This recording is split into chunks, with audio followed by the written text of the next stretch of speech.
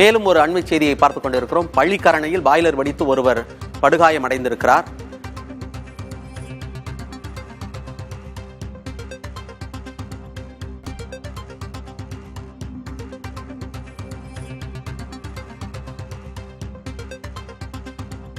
பள்ளிக்கரணையில் boiler வெடித்து ஒருவர் படுகாயம் அடைந்திருக்கிறார் என்கிற அண்மை செய்தியை பார்த்துக் கொண்டிருக்கிறோம்.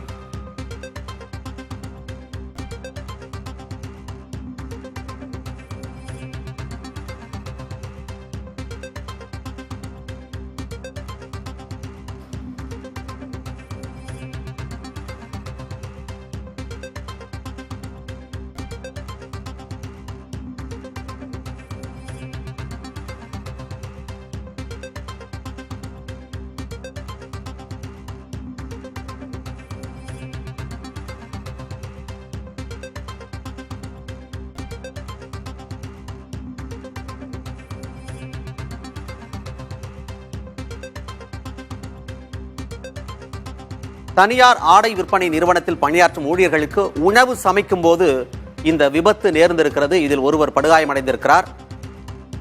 பாய்லர் வெடித்ததில் 3 அடுக்கு கட்டடத்தின் தரைதளத்தில் மின் கசிவு ஏற்பட்டிருக்கிறது. கூடுதல் விவரங்களோடு செய்தியாளர் சாந்தகுமார் இணைந்திருக்கிறார். சாந்தகுமார், விபத்துக்கு என்ன காரணம்? மணிமாறன், சென்னை பள்ளிக்கரணையில் பிரபல துணிக்கடை செயல்பட்டு வருகிறது.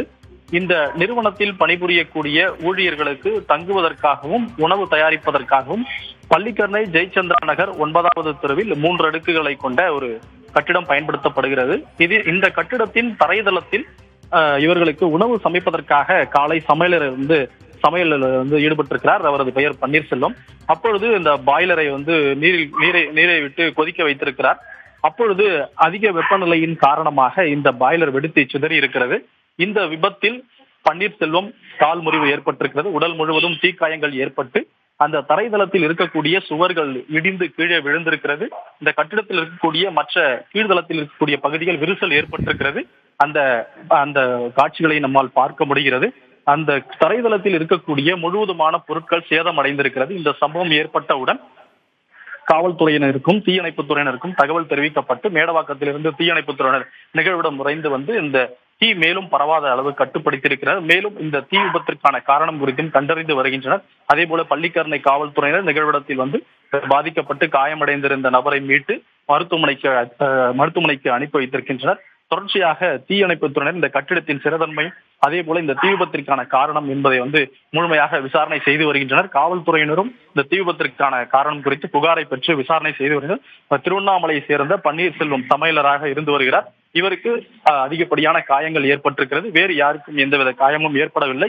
இந்த கட்டிடம் கீழே இருக்கக்கூடிய சுவர்கள் இடிந்து விழுந்திருப்பதால் இந்த கட்டிடத்தோட சிறத்தன்மையை ஆராய வேண்டும் என்ற கோரிக்கையும் மற்ற ஊழியர்கள் வைக்கின்றனர். மணிமாறன், தொடர்ச்சியாக விவரங்களை சேகரியுங்கள். தற்போதைய தகவல்களுக்கு நன்றி சாந்தகுமார்.